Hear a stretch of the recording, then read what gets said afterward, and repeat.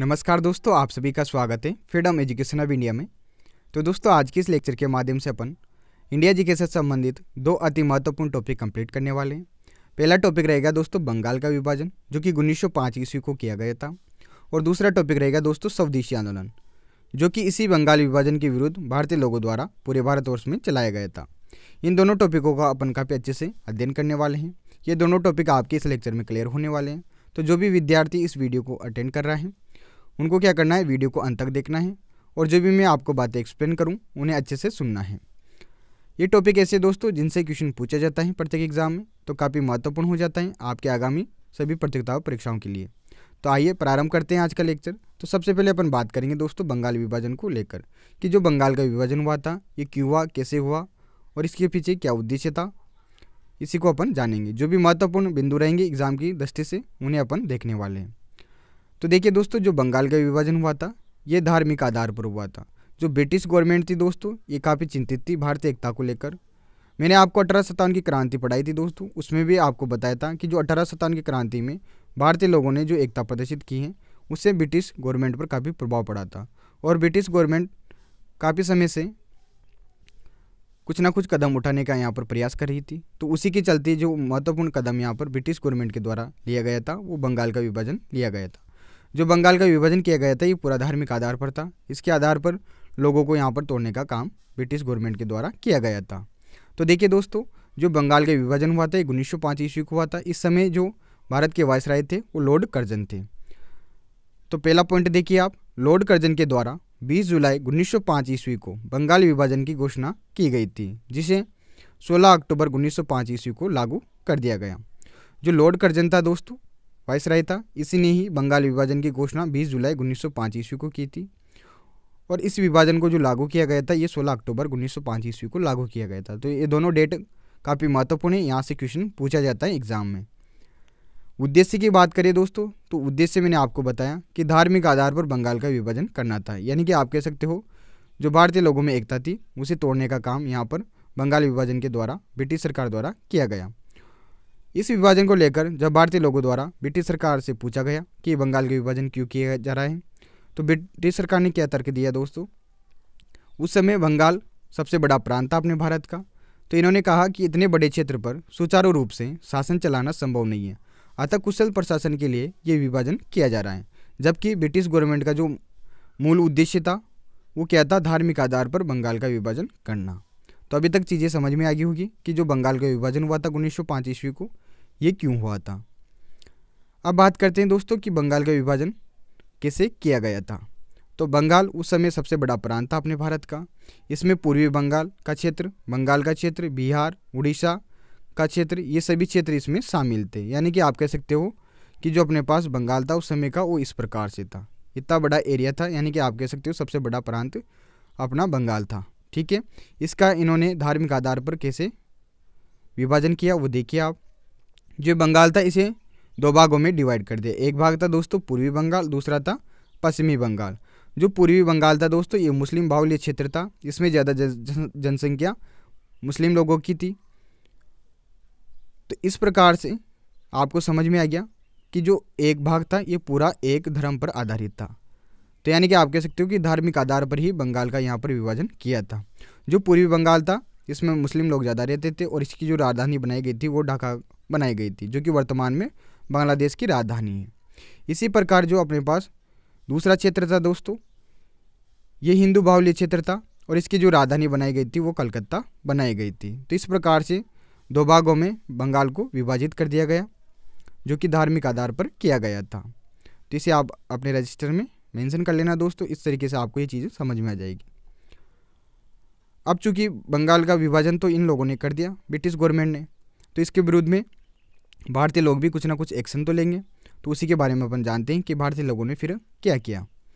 ये महत्वपूर्ण नोट है दोस्तों, इस नोट को भी आप ध्यान रखिएगा, कभी कभी यहाँ से क्वेश्चन पूछा जाता है कि जो लॉर्ड कर्जन था दोस्तों अपने पास, इसका जो काल था वो ब्रिटिश साम्राज्यवाद का उच्च काल था। जो कर्जन के द्वारा बंगाल का विभाजन किया गया था इससे भारतीय एक राष्ट्रवाद पर कड़ा प्रहार हुआ था। जो लॉर्ड कर्जन था दोस्तों इसी को भारतीय राष्ट्रवाद का उत्प्रेरक कहा जाता है, क्योंकि इसके बाद पूरे भारतवर्ष में विभिन्न आंदोलन हड़तालें हुई थी दोस्तों और आप कह सकते हो कि भारतीय लोगों में राष्ट्रीय भावना जागृत हुई थी। तो इसलिए लॉर्ड कर्जन को भारतीय राष्ट्रवाद का उत्प्रेरक कहा जाता है। अब देखिए दोस्तों, लॉर्ड कर्जन ने बंगाल विभाजन को 16 अक्टूबर 1905 ईस्वी को लागू कर दिया और इसकी जो घोषणा की थी ये 20 जुलाई को की थी। ठीक है, 20 जुलाई 1905 को की थी। जैसे इसकी घोषणा हुई थी उसके बाद अपने पास एक सभा आयोजित हुई थी दोस्तों 7 अगस्त 1905 ईस्वी को। 7 अगस्त 1905 ईस्वी को टाउन हॉल जो कि कलकत्ता में है दोस्तों, यहाँ पर एक सभा आयोजित हुई जिसकी अध्यक्षता सुरेंद्र नाथ बनर्जी द्वारा की गई थी।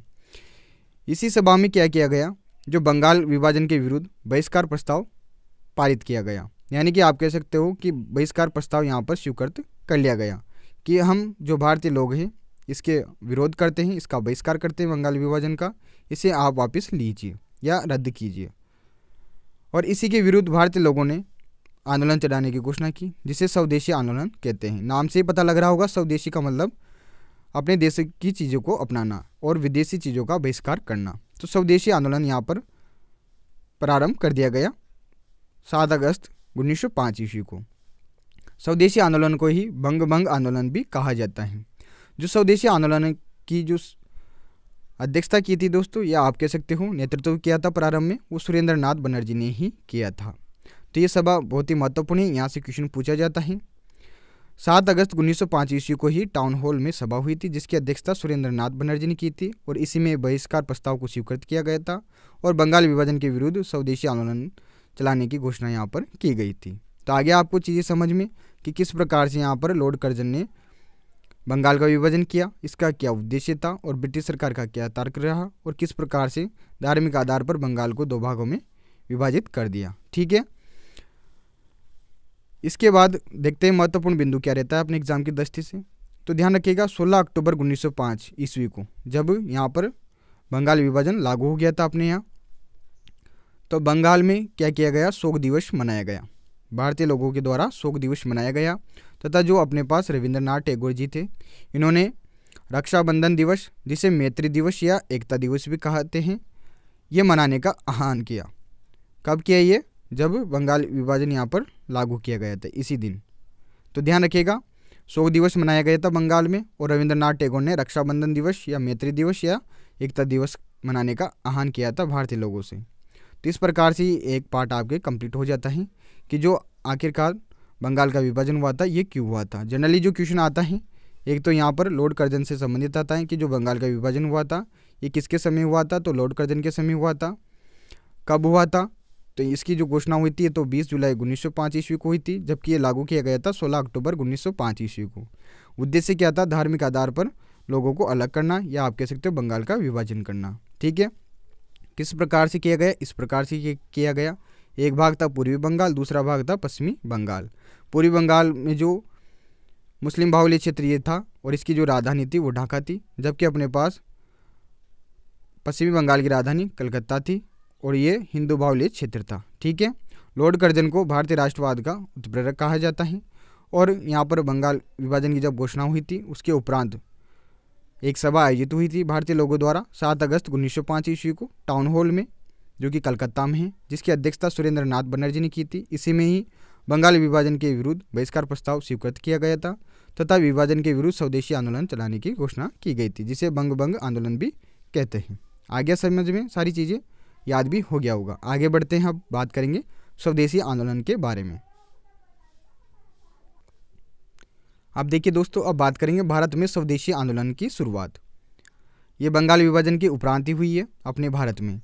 कारण क्या था दोस्तों, तो बंगाल विभाजन के विरुद्ध में औपचारिक जो घोषणा हुई थी दोस्तों, ये बता ही दिया मैंने आपको। 7 अगस्त 1905 ईस्वी को टाउन हॉल कलकत्ता में स्वदेशी आंदोलन की घोषणा हो गई थी, जो कि एक औपचारिक घोषणा थी। ठीक है, ये जो प्रारंभ हुआ था ये 16 अक्टूबर 1905 ईस्वी को हुआ था, जब बंगाल विभाजन लागू कर दिया गया था। ठीक है, इस आंदोलन का जो प्रमुख गीत था दोस्तों, वो अपना जो राष्ट्रीय गीत है वंदे मातरम ये था। ठीक है,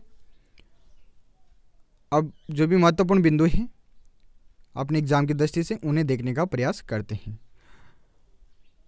ये जो नोटे हैं दोस्तों, इसे ध्यान रखिएगा कि जो कांग्रेस में यहाँ पर 2 दल थे, एक तो था नरम दल, एक था गरम दल। जो उग्र दल यानी कि उग्रवादी नेता थे दोस्तों, उग्र दल या फिर आप कह सकते हो गरम दल के जो नेता थे दोस्तों, लाला लाजपत राय, बाल गंगाधर तिलक, अरविंद घोष, विपिन चंद्र पाल, इन सभी ने जो स्वदेशी आंदोलन है इसको संपूर्ण ब्रिटिश भारत में फैलाने का प्रयास किया था। जबकि जो नरम दल के नेता थे दोस्तों, ये केवल इसे बंगाल तक ही सीमित रखना चाहते थे। तो ये आप नोट ध्यान रखिएगा। अब आगे बढ़ते हैं।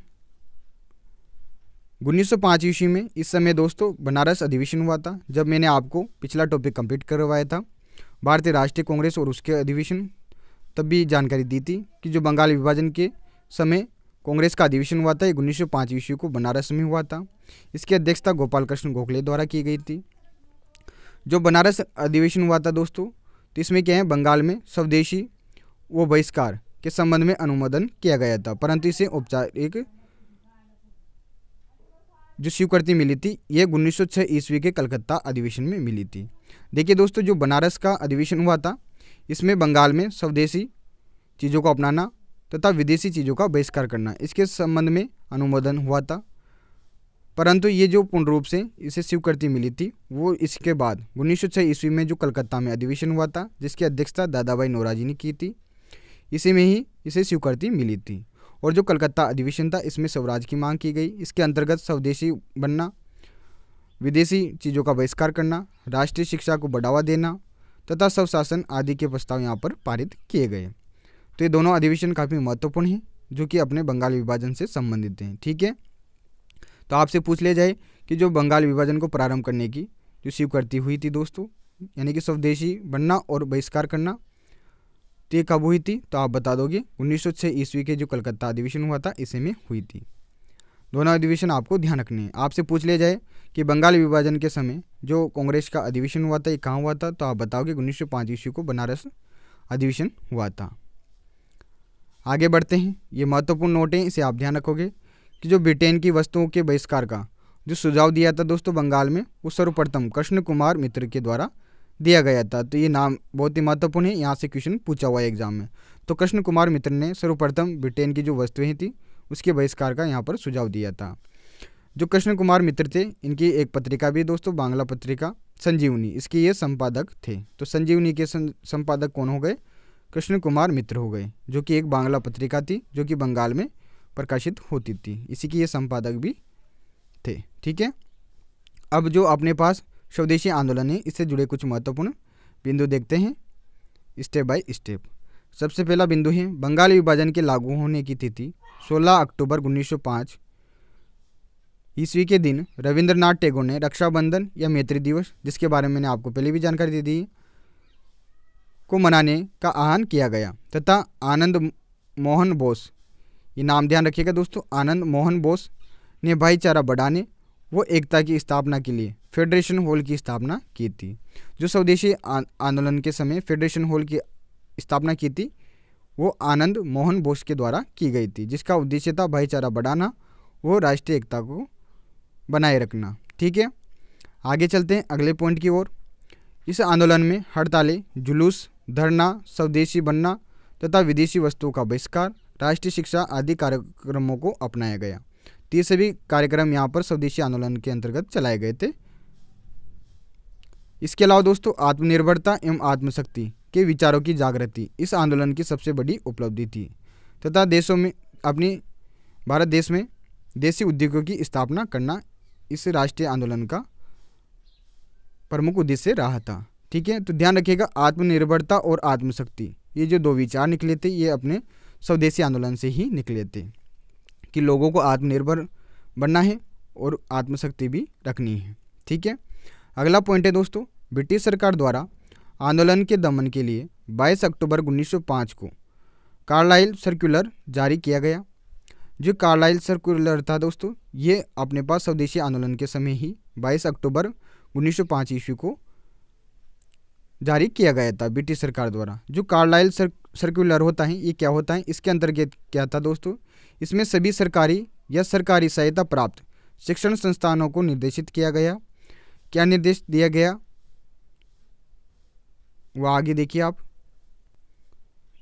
कि उनके संस्थानों का कोई भी सदस्य आंदोलन में भाग लिया गया पाया यानी कि लेता पाया गया तो सहायता राशि रोक दी जाएगी। यानी कि जो भी सरकारी और गैर सरकारी ऐसे संस्थान थे जिनको ब्रिटिश सरकार के द्वारा सहायता राशि प्रदान की जाती थी, अगर उनके संस्थान से जुड़े कोई भी सदस्य ने अगर आंदोलन में भाग लिया तो उनकी सहायता राशि को रोक दिया जाएगा। ये था कार्लाइल सर्कुलर। तो इसके बारे में आप ध्यान रखिएगा, क्वेश्चन आ सकता है एग्जाम में।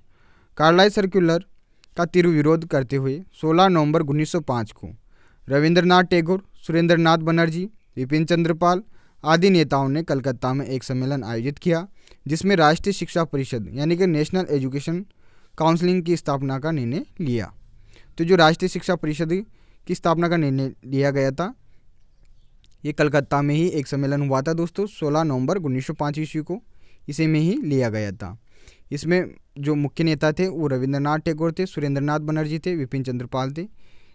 इन सभी ने ये सम्मेलन आयोजित किया था। ठीक है, आगे बात करते हैं अगले पॉइंट की ओर। 14 अगस्त 1906 ईस्वी को राष्ट्रीय शिक्षा के आदर्श को आगे बढ़ाते हुए कलकत्ता में बंगाल नेशनल कॉलेज, ध्यान रखिएगा बंगाल नेशनल कॉलेज, जिसके प्रथम प्रिंसिपल अरविंद घोष थे, की स्थापना की गई। तो 1906 ईस्वी में बंगाल नेशनल कॉलेज की स्थापना की गई थी, जिसके प्रथम प्रिंसिपल अरविंद घोष थे। ये महत्वपूर्ण कदम था राष्ट्रीय शिक्षा को बढ़ाने का। अगला है दोस्तों पॉइंट डॉन सोसाइटी। जो डॉन सोसाइटी है दोस्तों, इसकी स्थापना 1902 के जो रेलवे कमीशन आया था, जिसे विश्वविद्यालय कमीशन भी कहा जाता है, इसके विरुद्ध में सतीश चंद्र मुखर्जी द्वारा की गई थी। जो डॉन सोसाइटी है इसकी स्थापना 1902 ईस्वी में सतीश चंद्र मुखर्जी के द्वारा की गई थी। इस डॉन सोसाइटी ने क्या किया था दोस्तों, अग्रणी रूप से राष्ट्रीय शिक्षा को प्रसारित करने का कार्य किया था। जब ये अपने स्वदेशी आंदोलन चल रहा था, जिसके अंतर्गत राष्ट्रीय शिक्षा को बढ़ावा देना था, तो इसमें जो महत्वपूर्ण भूमिका अदा करी थी वो डॉन सोसाइटी ने भी करी थी। इसने क्या किया था, राष्ट्रीय शिक्षा को प्रसारित करने का कार्य किया था। डॉन सोसाइटी के संबंध में मैंने आपको जानकारी दे दी है कि 1902 ईस्वी का जो रेलवे कमीशन था या विश्वविद्यालय कमीशन था, इसी के विरुद्ध में सतीश चंद्र मुखर्जी के द्वारा डॉन सोसाइटी की स्थापना की गई थी। आगे बढ़ते हैं अगले पॉइंट की ओर। अगला पॉइंट है दोस्तों अवनींद्र नाथ टैगोर। जो अवनींद्र नाथ टैगोर थे दोस्तों, इन्होंने 1907 ईस्वी में Indian society of oriental arts की स्थापना की थी। तो ये बहुत ही महत्वपूर्ण, यहाँ से क्वेश्चन एग्जाम में पूछा हुआ है कि Indian society of oriental arts की स्थापना किसने की थी। तो आपका उत्तर हो जाएगा दोस्तों अवनींद्र नाथ टैगोर। ये रविंद्र नहीं है दोस्तों, ये अविंद्र ने है। ठीक है, अवनींद्र नाथ टैगोर, इन्होंने ही 1907 में Indian society of oriental arts की स्थापना कलकत्ता में की थी। ठीक है, आगे देखते हैं अगला पॉइंट। जो अपना स्वदेशी आंदोलन था दोस्तों, इसमें प्रथम बार महिलाओं ने भाग लिया था तथा जो श्रमिक वर्ग था दोस्तों, उसकी समस्या को भी राजनीतिक स्वरूप दिया गया था। अगला पॉइंट हो जाएगा दोस्तों 1906 ईस्वी के अंत तक इसका प्रसार संपूर्ण भारत में हो गया। मद्रास में छात्रों ने विशेष रूप से इसमें भाग लिया। हालांकि जो भारतीय कृषक और बंगाल का जो बहुसंख्यक मुस्लिम वर्ग था, ये इससे अलग रहा। तो आपसे क्वेश्चन पूछ लिया जाए कि जो अपने पास स्वदेशी आंदोलन चलाए गए थे, इसमें कौन सा वर्ग सम्मिलित नहीं था, तो आपका उत्तर हो जाएगा भारतीय कृषक तथा बंगाल का बहुसंख्यक मुस्लिम वर्ग। ये दोनों वर्ग यहाँ पर शामिल नहीं हुए थे। इसके अलावा दोस्तों सभी वर्ग यहाँ पर शामिल हुए थे। अगला पॉइंट है दोस्तों आगे चलकर विभिन्न नेताओं के गिरफ्तार होने के कारण ये आंदोलन धीमा पड़ गया और आप कह सकते हो कि आंदोलन असफल रहा। परंतु वास्तविकता में क्या हुआ, इस आंदोलन के बाद जो ब्रिटिश गवर्नमेंट थी दोस्तों, उसने जो बंगाल विभाजन है वो रद्द कर दिया था। तो देखिए दोस्तों, ये पॉइंट आप यहाँ पर देखिए। आगे ब्रिटिश सरकार ने 12 दिसंबर 1911 ईस्वी को, ये डेटा आप ध्यान रखिएगा, 12 दिसंबर 1911 ईस्वी को बंगाल विभाजन को रद्द कर दिया तथा कोलकाता के स्थान पर दिल्ली को नई राजधानी बनाया गया। जो कलकत्ता थी दोस्तों, उसके स्थान पर दिल्ली को नई राजधानी बना दिया गया और जो बंगाल का विभाजन किया गया था धार्मिक आधार पर, इसे रद्द घोषित कर दिया। कब किया? 12 दिसंबर 1911 ईस्वी को, इसके द्वारा ब्रिटिश गवर्नमेंट के द्वारा। ठीक है, इसके अलावा दोस्तों कुछ नेताओं के नाम आप ध्यान रखिएगा कि उन्होंने नेतृत्व कहाँ से किया था। जो बाल गंगाधर तिलक हैं दोस्तों, इनका जो क्षेत्र था महाराष्ट्र वो पूना का क्षेत्र था। अजीत सिंह वो लाला लाजपत राय, इनका क्षेत्र पंजाब वो उत्तरी भारत से था। सैयद हैदर रजा, इनका संबंध दिल्ली से था। चिदम्बरम पिल्लई, इनका संबंध मद्रास प्रेसिडेंसी था। आंध्र प्रदेश से अपने पास सर्वोत्तम राव थे। सर्वोत्तम राव ने आंध्र प्रदेश में नेतृत्व किया था। तो ये प्रमुख नेता हैं दोस्तों जिन्होंने अलग अलग क्षेत्रों में स्वदेशी आंदोलन का प्रसार किया था। तो इस प्रकार से आपके ये टॉपिक कंप्लीट हो जाता है दोस्तों। सबसे पहले अपन ने बात की बंगाल विभाजन के बारे में, उसके बाद जो भी प्रमुख बिंदु थे अपने स्वदेशी आंदोलन से संबंधित वो अपन ने देखे हैं। इस प्रकार से आपके दोनों टॉपिक कंप्लीट हो जाते हैं। एक बार इन्हें अच्छे से आप रिवाइज कर लीजिएगा, आपको सारी चीज़ें समझ में आ जाएगी।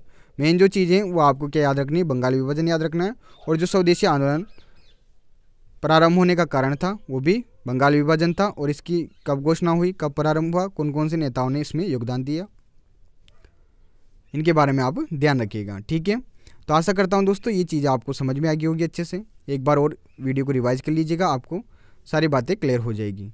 तो मिलते हैं अगले वीडियो में अगले टॉपिक के साथ। तब तक के लिए धन्यवाद। जय हिंद, जय भारत।